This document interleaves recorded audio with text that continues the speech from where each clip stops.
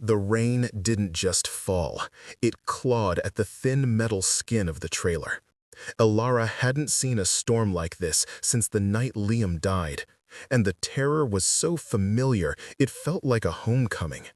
She was curled on the floor, on a mattress that smelled of mildew and secrets, clutching the one thing she'd salvaged from the eviction, a cracked, silver-plated frame holding a picture of his smiling face. She was crying, but the wind snatched the sound of her sobs and hurled them into the black, churning forest. This trailer, this rusted-out tin can on the edge of nowhere, was her last refuge.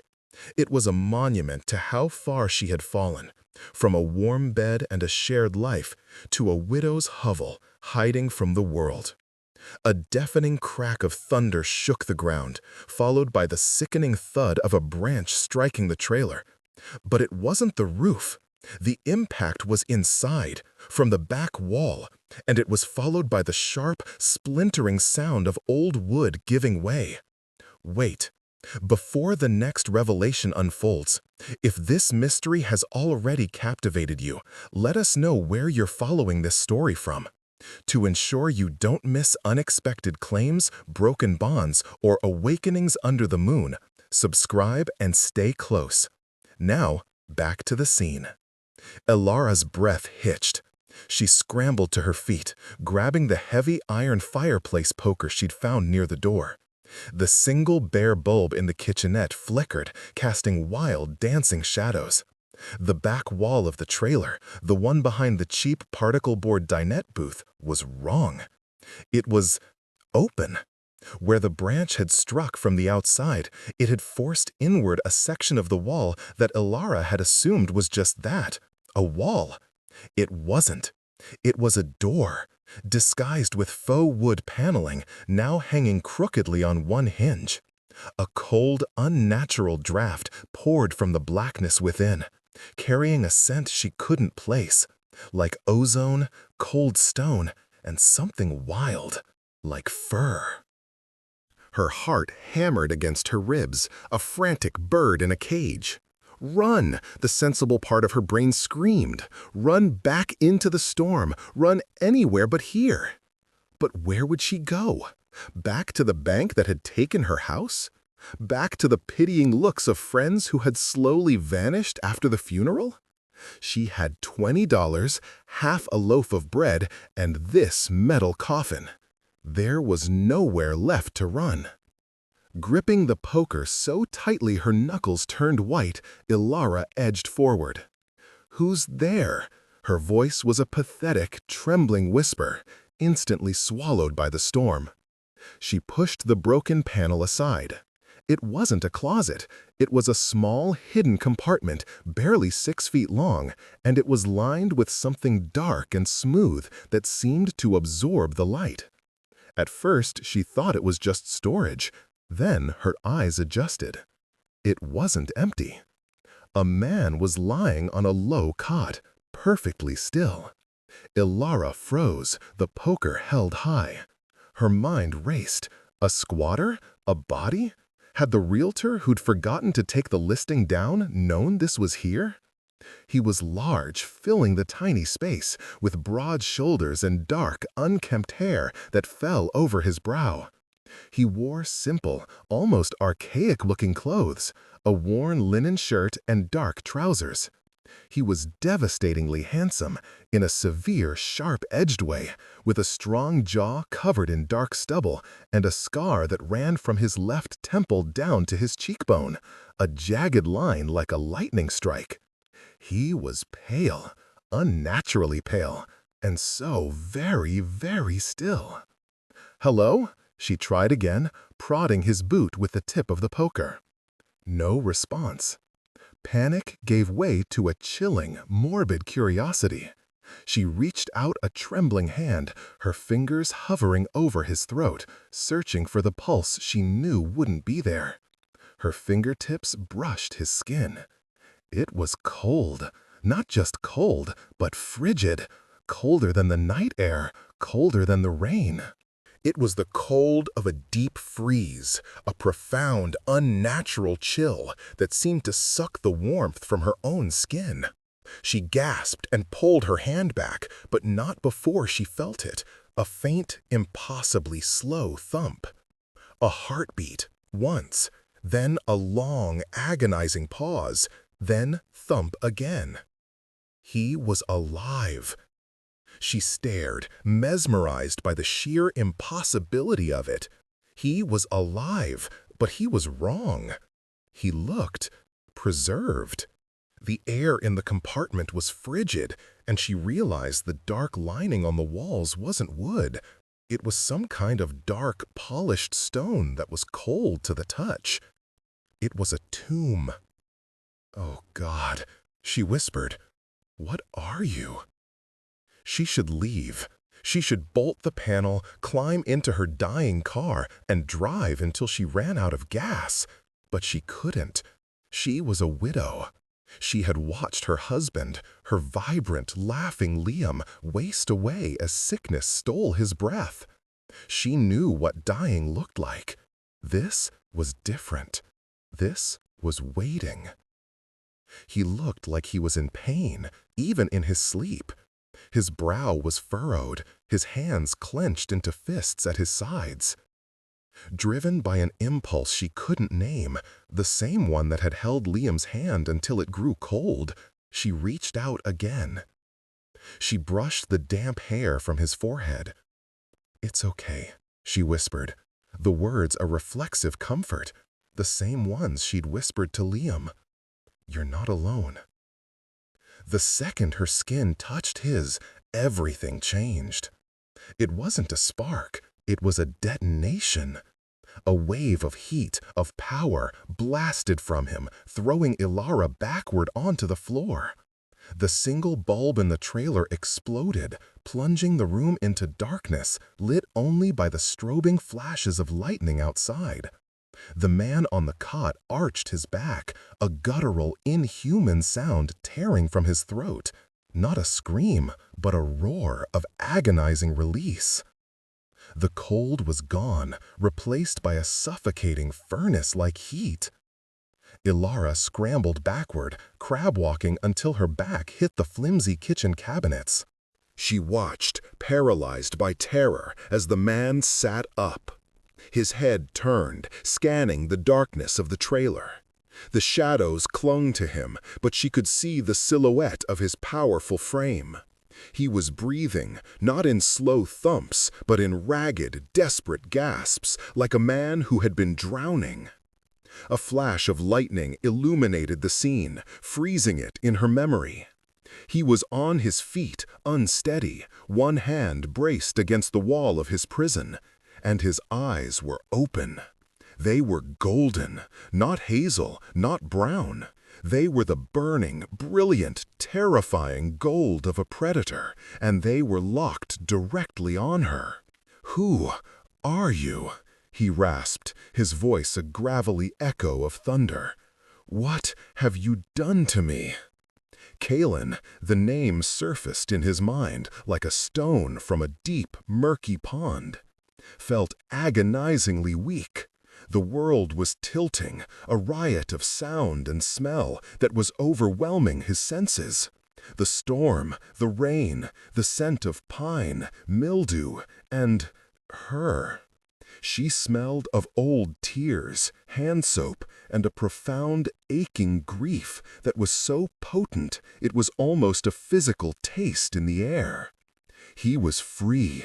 The curse, the cold sleep, it was broken. After how long? Decades? A century? The witch, Mara, had bound him. His brother, Lorcan, had betrayed him. He remembered the silver, the wolfsbane, the searing, cold magic that had forced his wolf into dormancy and locked him in this box. And now he was awake. Because of her.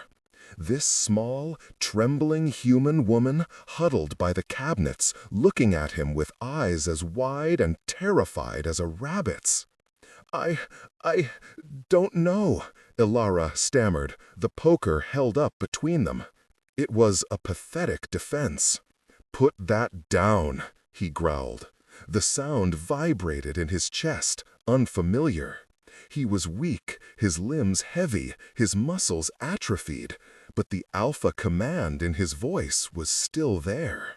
She flinched, but didn't lower it. "Who are you? What was that? That room?" He took a step out of the alcove, his legs shaking. The full force of his weakness hit him, and he stumbled, catching himself on the dinette table.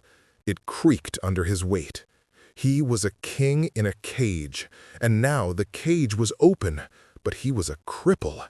The irony was bitter. "That room," he panted, "was my prison. And you were not supposed to be the key. I just rented the trailer on a classified site. It said, 'Abandoned, needs work.'" Ilara's voice was thin. She was trying to be brave, but he could smell the adrenaline spiking in her blood.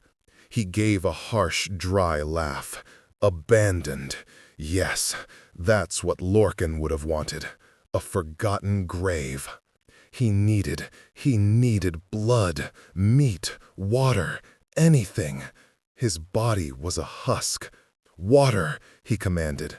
She hesitated. His golden eyes, glowing in the gloom, held her.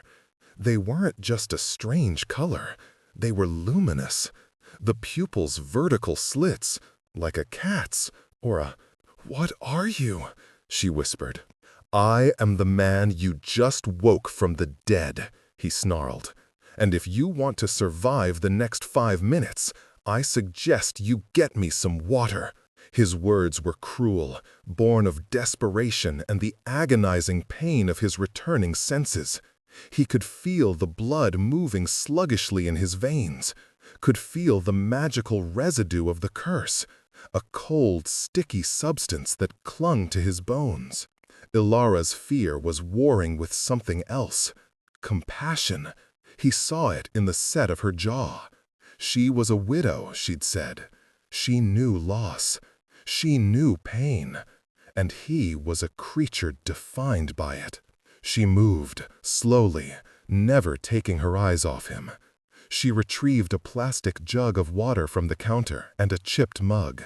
She slid them across the floor. He snatched the jug, his movements jerky, and tore the cap off, drinking in great, desperate gulps. The lukewarm water was an insult, but it was life. He drained half the jug before stopping, his chest heaving. "The storm," he said, his voice stronger. "It hides us, for now. But they will know." "Who will know?"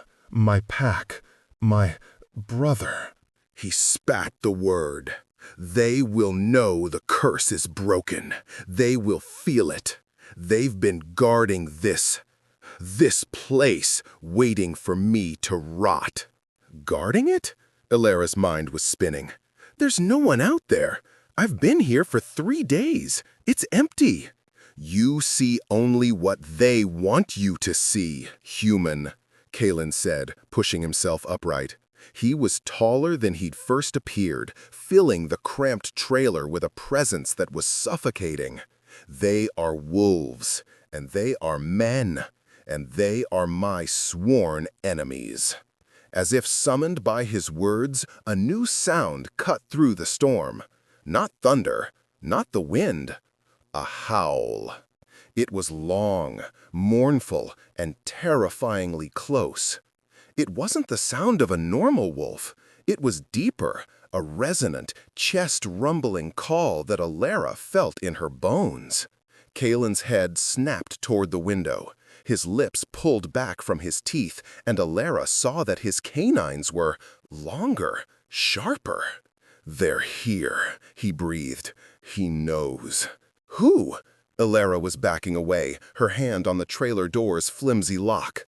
"Lorcan, the alpha who betrayed me, the one who put me in that hole. And he just felt his living nightmare walk the earth again." Kalen turned his burning golden eyes back to her. His weakness was fading, replaced by a cold, feral focus. You woke me, little widow. The storm is one thing. The magic of this trailer is another. They can't pinpoint me, not yet. The wards Mara set are old, but they still hold, for now. They'll be sniffing, testing.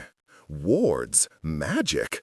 Elara was shaking her head, denial crashing against the impossible reality in front of her. This is a trailer, a broken-down 20-year-old trailer. This trailer is a vessel, girl, Kalen snapped. It was built on land steeped in magic, bound with spells to hold me. It is my cage, and for now, your only protection. Another howl, this time from the other side of the trailer. They were circling. They're outside, Elara whispered, terror finally breaking her voice. Oh, God, they're going to come in. No, Kalen said. He walked to the center of the small room, planting his feet. He was still weak, but he closed his eyes, and Elara felt a thrum in the air, a pressure building. They can't enter. The ward is on the threshold. They can't come in. But, he opened his eyes. Neither can I leave. What? What do you mean? The witch was clever, he said, his voice flat.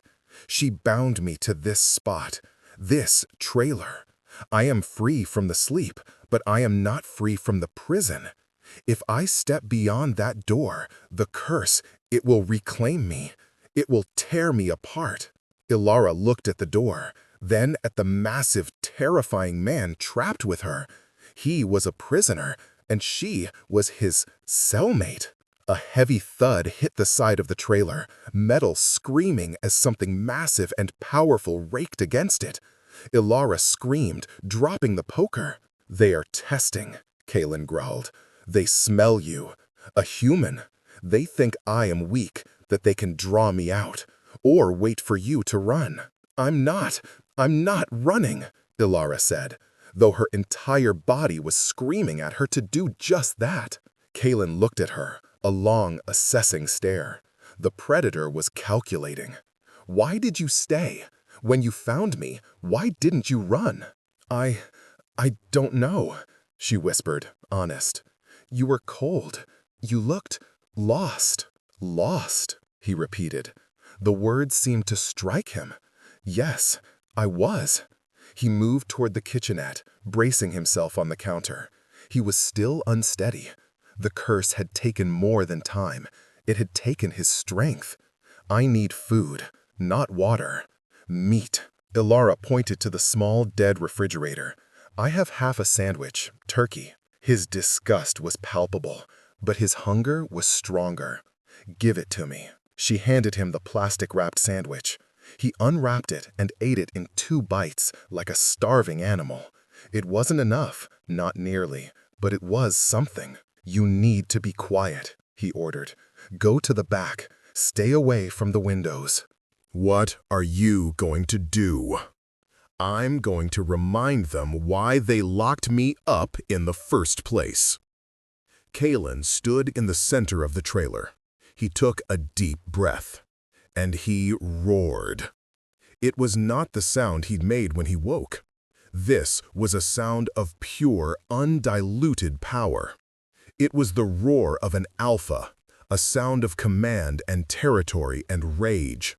The trailer shook, the metal walls vibrating with the force of it. Elara clamped her hands over her ears, tears springing to her eyes from the sheer pressure. Outside, the howling stopped. There was a moment of perfect, terrified silence, broken only by the rain. Then, the sound of movement, not howling, but the crash of heavy bodies retreating through the underbrush. They were gone. Kalen slumped against the wall, his chest heaving. Sweat poured down his face. The effort had cost him dearly. They'll be back, he panted, and they'll bring Lorcan. We have to call the police, Elara said. the word sounding absurd as soon as she said it. He looked at her with pity. "The police? Human?" he said. "You are so far beyond the world you know.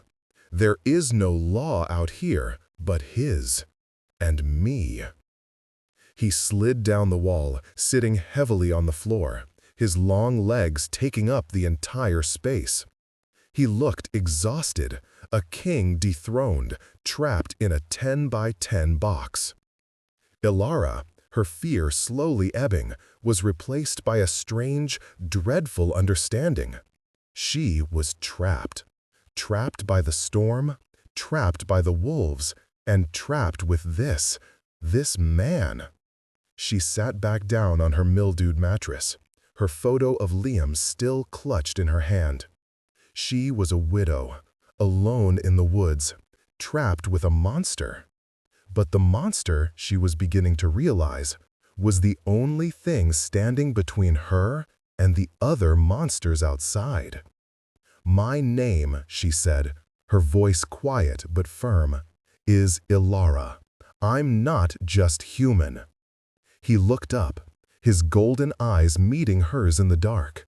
A flicker of something, respect, curiosity, crossed his features. "I am Kalen," he replied, his voice a low rumble. "And I am the true alpha of the Shadow Moon Pack. Or I was, until my brother fed me to a witch and stole my life." He closed his eyes. "Get some rest, Ilara. Lorcan will come with the dawn, and he won't be as easily frightened." The dawn broke gray and weeping, the storm having bled itself out into a miserable, cold drizzle. Ilara hadn't slept. She had watched Kalen, who had fallen into a restless, shallow sleep, his body twitching, low growls rumbling in his chest. He was a predator on a leash, and the leash was the very floor beneath their feet. She'd spent the night piecing together the impossible. Shifters, alphas, curses, magic. It was the stuff of fever dreams, but the evidence was all around her. The claw marks on the side of the trailer, the exploded light bulb, the lingering scent of ozone, and the massive, sleeping man who radiated a dangerous, feral energy. She had lost Liam to cancer, a slow, understandable human tragedy. This was a nightmare. Kalen woke as the first light hit the window. He didn't stir. His eyes just snapped open. The gold was still there, but softer, more controlled. He was still weak, but the food and the short rest had clearly helped. "He's here," Kalen said, his voice quiet. Ilara's blood ran cold. "I don't hear anything." "I do." He pushed himself to his feet, a quiet grace replacing the previous night's stumbling. The Alpha was returning. He is walking. Alone. He wants to parley. Parley? After sending wolves to tear the trailer apart? That was a test. This is the game. Kalen moved to the small kitchenette window, peering out through the grime.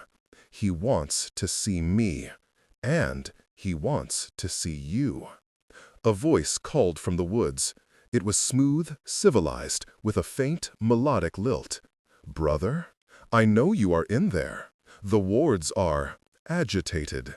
Did you have a restless night?" Kalen's hands clenched into fists. "Lorcan," he growled, the name a curse. "Stay back," Kalen ordered Ilara. He moved to the door, his hand on the knob. "You said you can't leave," Ilara whispered, panicked. "I can't, but I can open the door." He pulled the door open. The damp, cold air flooded the trailer, thick with the smell of wet pine and something else, sandalwood and spices. It was a pleasant smell, a civilized smell. Standing about 30 yards away, at the edge of the clearing, was a man. He was almost the mirror image of Kalen, tall, broad-shouldered, and impossibly handsome. But where Kalen was dark, scarred, and feral, this man was fair. His hair was blonde, pulled back in a neat tie. And he wore a clean, expensive-looking jacket and jeans. He looked like he'd just stepped out of a catalog, not a werewolf pack. He was smiling, a warm, reassuring smile. "Kalen," he said, his voice radiating false warmth. "My God, it's really you. I never thought, after all these years." "You knew, Lorcan," Kalen bit out. "You checked your prison every month." "I checked to mourn," Lorcan corrected, his smile faltering, replaced by a mask of sorrow. "To mourn the brother I lost, the Alpha who went mad." He took a step forward, and Kalen tensed. "That's close enough." Lorcan stopped. His blue eyes, so different from Kalen's gold, shifted, landing on Ilara, who was peering out from behind Kalen. Lorcan's smile returned, this time softer, directed at her. "And you must be the angel who woke him," Lorcan said. We don't know how to thank you. My name is Lorcan. I'm the Alpha of this territory. Kalen, he's my older brother." Ilara, against her will, felt a pull. He seemed so reasonable, so normal. What happened to him?" Ilara asked, stepping out slightly from behind Kalen. Kalen growled. Ilara, "No." "It's all right, brother," Lorcan said soothingly. "She deserves to know. She's in danger, isn't she?" He looked at Ilara, his gaze full of pity. "My brother, he's not well. He was always volatile." The power of the Alpha, it was too much for him. He was plagued by rages. We tried to help him, all of us, but he wouldn't listen. "Lies," Kalen spat. "You silver-tongued snake." Lorcan ignored him, his focus entirely on Ilara. And then he met his mate, his fated one. We all thought she would be his salvation, that her love would soothe the beast. Lorcan's face darkened with a practiced grief. He killed her. In a fit of rage, he lost control. He tore her apart. Ilara gasped, her hand flying to her mouth. She looked at Kalen, her eyes wide with horror. She was a widow. The idea of someone murdering their fated love, it was the ultimate sin. "No!" Kalen roared. "He's lying. I never had a mate. It was a setup. He found a rogue, a human, and he killed her, and he framed me." "He's in denial," Lorcan said sadly to Ilara. "The trauma, it fractured his mind. We had no choice. The pack, we couldn't let him kill again. We had a witch, a powerful one, bind him, not to hurt him, to contain him, to let him sleep until a cure could be found. We were protecting him, protecting everyone." Ilara was shaking. She looked at Kalen, at his feral, golden eyes, his scarred face, the raw power radiating from him. Then she looked at Lorcan, in his clean jacket, with his reasonable voice, and his sad blue eyes. She took a step away from Kalen. It was a small movement, a tiny, instinctive recoiling. But to Kalen, it was a betrayal sharper than any knife. His face, which had been contorted in rage, suddenly went blank. The light in his golden eyes seemed to dim, replaced by a profound, cold despair. He had been locked in a box for decades, betrayed by his blood, and the one person who had freed him believed the lie. "You see?" Kalen whispered, his voice cracking. "You see what he does?" "Ilara," Lorcan said, his voice gentle, "you are not safe with him. The magic that woke him, it's unstable." "He's still bound to that trailer, but his rage is growing. He's a time bomb. Please, come with me. Let me protect you. I have a home, a pack house. It's warm. There's food. You'll be safe." He held out his hand. "Don't," Kalen said, his voice a low, dangerous growl. "Ilara, look at me. He is the monster. He stole my pack. He stole my life. He is lying." Ilara was trapped between the two alphas, her heart hammering. Lorcan's story made a terrible kind of sense. Kalen was terrifying. He did seem full of rage. She scared Kalen. Look at her, Lorcan said. Let her go. If you have any spark of the brother I knew, let her come to safety. Kalen looked at Ilara, his golden eyes pleading. If you walk to him, he said, his voice heavy, you are signing my death warrant. He will not let me live, not now that I am awake. And he will not let you live, not now that you know I'm here. He's raving, Lorcan said, shaking his head. Ilara, please. Ilara was torn. Her mind was screaming at her to run to Lorcan, to safety, to warmth, to civilization. But her gut was screaming too. She looked at Kalen's face, at the raw, agonizing pain in his eyes. It was a pain she recognized.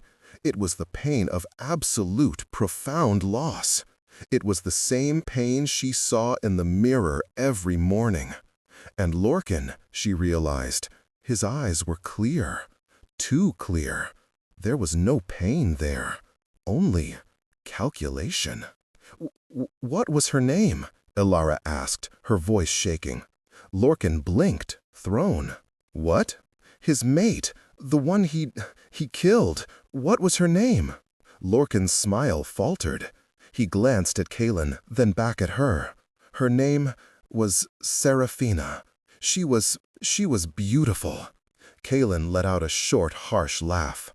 Seraphina, how poetic. He was always the dramatic one. He looked at Ilara. He's lying. He can't even keep the details straight. Ask him what color her eyes were. This is ridiculous, Lorcan snapped, his smooth facade cracking. The mask was slipping. Ilara, this is a dangerous game he's playing. Come with me, now. No, Ilara said, her voice small but finding strength. I'm staying here. Lorcan's face changed. The warmth vanished, replaced by a cold, reptilian fury. His blue eyes seemed to flash. You, what? You would choose that animal in that rusted-out cage over me? Over the Alpha? He's your brother, Ilara said, taking a step back toward Kalen, toward the relative safety of the trailer. He is a curse, Lorcan spat. And you stupid little human, you have just sealed your fate. He whistled, a sharp, two-note sound. From the woods behind him, wolves emerged. Not 4 or 5, but dozens. They were massive, their fur matted, their eyes glowing with a hungry red light. They fanned out, surrounding the clearing. The ward on the trailer is strong, Kalen, Lorcan called out, his voice now a booming, unnatural alpha command. It was designed to keep you in, but I wonder, will it keep my pack out? Kalen slammed the trailer door shut and threw the flimsy bolt. It won't hold them, he panted, his eyes wild. The ward is tied to the threshold. It stops me. It won't stop them if they're determined. What do we do? Ilara cried, as the sound of scratching and clawing began on the walls. He wants you, Kalen said, his mind racing. He doesn't realize the specifics of the curse. What specifics? Before he could answer, a face appeared in the window. A wolf, its jowls pulled back in a snarl, slammed its head against the glass. The glass cracked. Ilara screamed. We need to talk to the witch, Kalen said, grabbing her. Mara, the one who did this. She's not here. She's tied to the curse, he said, his eyes unfocused. She'll know. She has to. He grabbed Ilara's home. Sit. Be quiet. He thinks he's winning. The trailer was under siege. Wolves were on the roof, their claws tearing at the metal. The entire structure was groaning. I can't leave, Kalen whispered. more to himself than to her. And she can't. He suddenly looked at her, a new, dawning horror on his face. The curse, it wasn't just to sleep, it was to bind me. But I woke up. What? Mara, he said, his voice desperate. She told me, in a vision, years ago, a sleeper's dream. You will be bound until your match is found. I thought she meant a mate. He looked at Alara, at her terrified, tear-streaked face. But it wasn't a mate. It was one who has known true love and lost it. It was you, a widow. Me? Your grief, your love for the one you lost. It was the key. It resonated with the magic. His eyes were wide. Don't you see? Lorcan thinks he just needs to kill me. He's wrong. The curse, it's not broken. It's transferred. What? What are you talking about? It's not bound to the trailer anymore, he said, as a massive claw tore through the flimsy wall, ripping the paneling. The moment you touched me, the curse sought a new anchor. It's bound to you. Alara's blood turned to ice. What does that mean? It means, Kalen said, his golden eyes filled with a terrible, new despair, that I can't leave the trailer. But it also means I can't be more than 100 feet from you. You are my new prison, Alara. Lorcan's voice boomed from outside. It's a small trailer, brother. We're coming in. He doesn't know, Kalen whispered, a plan forming. He thinks you're just a human. He thinks he can take you, and that I'll be trapped here, helpless, while he looked at her. He's going to try to take you, Alara, to torture me. And that is going to be his biggest mistake. The door burst open. A massive gray wolf, Lorcan's beta, stood there, snarling, its eyes red. Kalen was on it in a second. Even weak, he was an alpha. He grabbed the wolf's jaws and, with a sound of tearing muscle and bone, ripped them apart. The wolf fell, dead. Kalen was covered in blood. He was panting, but he looked alive, feral. 2 more wolves tried to shove through the door. Kalen was a whirlwind of violence, a cornered, raging beast. He was protecting his cage. He was protecting her. "Alara, run!" Lorcan screamed from outside. "Get out of there! He's gone mad!" "He's trying to get you to run to him," Kalen panted, kicking a wolf's body out of the doorway. This is insane!" Alara shrieked. "He thinks I'm trapped here," Kalen said, wiping blood from his face. "But I'm trapped to you. Alara, I need you to do something for me. Something terrifying." "What?" "I need you to run." "Run? Run where? To him?" "No," Kalen said, his golden eyes burning into hers. "I need you to run out that door as fast as you can. Run into the woods. And trust that I will be right behind you." But the curse, you said, if you leave." "I won't be leaving the vessel," he said, his voice a low, desperate plea. "You are the vessel. The curse is tied to you. As long as I'm with you, I am free." You're sure?" "No," he said, with terrifying honesty. "But it's the only chance we have. He's going to tear this place apart, and then he's going to take you. And if he separates us, then I die, and you'll be alone with him." Alara looked at the man covered in blood, the monster, her anchor. "On 3, Kalen said. He grabbed the poker from the floor. 1, he took a deep breath. 2, he looked at her. "Run, little widow, and don't look back." 3, he roared, a sound of pure, primal fury, and burst through the doorway, smashing a wolf in the face with the iron poker. At the same instant, Alara bolted.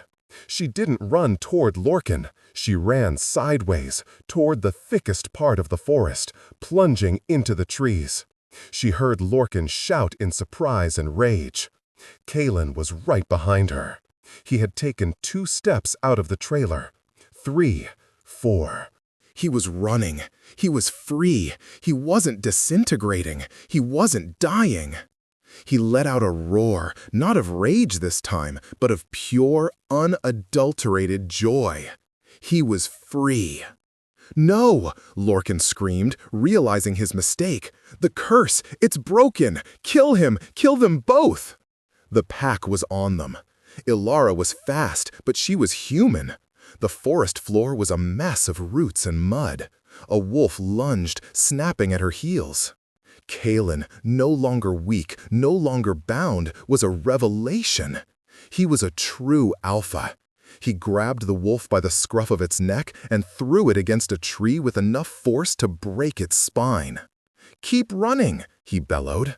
They were a chaotic pair, the terrified human widow and the raging half-mad shifter, carving a path through the forest, the entire Shadow Moon packed at their heels. But Lorcan was smart. He was cutting them off. He and 2 of his largest wolves appeared in front of them. "It's over, brother," Lorcan panted, his civilized mask gone, his face a snarl. His canines were elongated. "You're weak. You're bound to a human. It's pathetic. You don't know," Kalen panted, pushing Ilara behind him. "Oh, I do," Lorcan sneered. "I know that she is your weakness. And I know," he looked at Ilara, "that without her, you are nothing." Lorcan lunged. But he didn't lunge at Kalen. He lunged at Ilara. Kalen roared, moving to intercept, but he was too slow. Lorcan was on her, his claws extended, grabbing her, pulling her away from Kalen. "No!" Kalen screamed. He was more than 100 feet away from her. The curse hit him. It was instantaneous. Kalen screamed, a sound Ilara would hear in her nightmares for the rest of her life. He fell to his knees, his body convulsing. Black smoke, the same shadows she'd seen in his prison, began to pour from his skin. His flesh started to crack, to disintegrate. "Kalen!" she shrieked. "You see," Lorcan hissed in her ear, holding her fast. "He's nothing. He's just a man. And now, he's dust." Kalen was dying. His golden eyes, filled with agony, found hers. He was reaching for her, his hand disintegrating into black sand. Ilara had watched one man she loved die. She had been helpless, holding Liam's hand as the monitor flatlined. She had been a passive, grieving victim. Not again. She would not let this happen again. "No," she whispered. The whisper was a promise. It was a vow. With a scream that came from the very depths of her widowed, broken, and furious soul, she drove her elbow back into Lorcan's ribs. He grunted, his grip loosening for just a second. It was all she needed. She didn't run away. She ran toward the dying alpha. She dove, tackling Kalen's disintegrating body, her arms wrapping around his smoking torso. "I'm here," she screamed into his chest. "I'm not leaving you. You can't leave me." The moment her skin touched his, the disintegration stopped. The magic, the ancient angry curse, met the force of Ilara's will, a force that had already lost everything and refused to lose anything else. Her grief, her loss, her love for Liam, it had been the key to wake him. Her defiance, her choice to claim this new, broken man, it was the end of the curse. A shockwave of pure, white-hot energy erupted from her, from Kalen, from the point of their contact. It wasn't magic as Kalen knew it. It was human. It was raw, unadulterated life. The shockwave blasted outward, leveling the trees, throwing Lorcan and his pack back. The black shadows clinging to Kalen evaporated, screaming as the light hit them. The curse was broken, for good.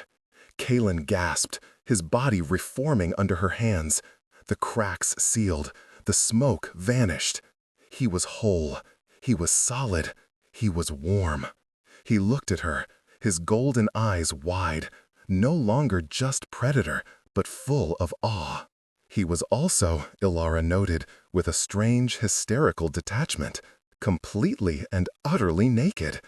The magic had burned away his prison clothes. He pushed himself up, pulling her with him. He was no longer weak. He was no longer bound. The full, undiluted power of a true alpha, suppressed for decades, came flooding back. He stood to his full height, a magnificent, terrifying, and naked god of the forest. And he looked at his brother. Lorcan. Kalen's voice was no longer a growl. It was a calm, cold, resonating boom. You are finished. Lorcan scrambled to his feet, his eyes wide with terror. It's not possible! The curse! The curse is broken, Kalen said. And the woman you tried to kill, she is my anchor. She is my pack. He turned to Ilara, who was shaking, still on her knees. He did something she never expected. He knelt, bowing his head to her. You saved me. You claimed me. I stand behind me, he ordered, but this time it wasn't a command. It was a plea. He turned to Lorcan. You wanted my pack? You wanted my power? Kalen took a deep breath, and he shifted. It was not a human turning into a wolf. It was an explosion of power. His form tore apart and reformed in a microsecond. Where the man had stood, there was now a wolf. It was the largest wolf Ilara had ever seen, bigger than a bear. Its fur was the color of a moonless night, and its eyes were still Kalen's, still the burning, luminous gold. Lorcan, in his human form, was pathetic. He scrambled backward. No, Kalen, brother! The black wolf, the true alpha, didn't even look at him. He looked at the pack. The dozens of wolves who were now whimpering, their ears flat, their bellies to the ground. They were submitting. Kalen, the wolf, threw back his head. He howled. It was the sound of the roar from the trailer, but 1,000 times more powerful. It was the sound of a king reclaiming his throne. The pack howled back, in agreement, in fealty. Lorcan was alone. Please, Lorcan whimpered, his alpha power completely shattered. Kalen shifted back. It was just as fast, just as seamless. He stood there, naked and powerful, breathing hard. He walked to his brother, who was now crying. You are not my brother, Kalen said. You are not of my pack. You are nothing. He could have killed him. Ilara knew it. He wanted to. But he looked at Ilara, at her terrified, brave face. You will run, Kalen commanded, his alpha voice booming. You will leave these lands. You will never speak my name. You will never have a pack. You will run, and you will never, ever stop. That is your sentence. Lorcan scrambled to his feet and ran. He ran, crashing through the woods, a man broken. The pack remained, their heads bowed. Kalen, the alpha, his body bloody and bruised, turned to the woman who had saved him. He walked to Alara, who was still trembling. He knelt in the mud, in front of all his wolves, and he put his scarred, handsome face in her lap. "I am Kaelin," he whispered, his voice thick with emotion. I don't know what a mate is. I never felt it. I never had one." He looked up at her, his golden eyes full of a raw, terrifying, and beautiful devotion. "But I feel you. You are my anchor. You are my salvation. Ilara, you are my pack." The weeks that followed were a blur. The Shadow Moon pack, leaderless and broken under Lorcan's selfish rule, was in chaos. They were thin, scarred, and desperate for a true leader. They had one, but he was changed. Kaelin, free from the curse, was more powerful than he'd ever been. But the decades of isolation had left him uncalibrated. His rage was a living thing, his instincts purely feral. And Ilara was his only tether. She, the human widow, became the most important person in the pack. She was not a Luna in the traditional sense. She had no wolf. She had no fated bond. They called her the Anchor. She was the only one who could calm the Alpha. When his eyes burned too brightly, when his command became a snarl, her hand on his arm was the only thing that could bring him back. They abandoned the wreckage of the trailer. It was a cursed place. The pack house Lorcan had built was a monument to gaudy, stolen luxury. Kaelin hated it. They rebuilt on the spot where the trailer had been, the clearing. They used the wood from the trees the magic had felled. They built a cabin, small, sturdy, and real. Ilara had a home again. It was not the life she had imagined. Her grief for Liam hadn't vanished. It was a part of her, a scar she would always carry. Kaelin understood that. He, who was covered in scars, honored it. He, in turn, was a creature of profound darkness, a man who had been buried alive. He had nightmares. He would wake, roaring, thinking he was back in the box. Ilara, his anchor, would be the one to talk him down, to hold his hand until his golden eyes softened and he was Kaelin again. They were not the fiery, fated couple of Shifter lore. They were something else. Two broken, traumatized souls who had found in each other a way to be whole. One evening, months later, they sat on the porch of their new cabin. The sun was setting, painting the sky in hues of purple and blood orange. The pack was quiet, peaceful for the first time in a generation. Ilara was bundled in a warm sweater, a cup of tea in her hands. Kaelin sat beside her, not in a chair, but on his haunches, his natural state still half wild. He was wearing jeans and a flannel shirt, a concession to her human sensibilities. "They're happy," Ilara said quietly, watching a few wolf pups tumble on the grass. "They are fed. They are safe," Kaelin rumbled. "It is enough." He turned to look at her, his golden eyes catching the last light of the sun. He reached out, his large, calloused hand gently tracing the silver-plated frame she kept on the small table beside her. The picture of Liam. "You miss him," Kaelin said. It wasn't a question. "Every day," she whispered, not a trace of shame. He nodded, accepting it. He was a lucky man to have known a love like yours, a love strong enough to break curses. He took her hand, the one not holding the tea. His skin was so warm, a living furnace. "I was asleep for a long time," he murmured, his thumb rubbing circles on her palm. I was afraid of everything, of waking, of living." Ilara leaned her head against his massive shoulder. He smelled of pine and smoke and home. "It's time to be awake," she whispered. Kaelin closed his eyes, his form relaxing. The great, cursed Alpha, the savage beast of the forest, was at peace. The widow, the anchor, had brought him home.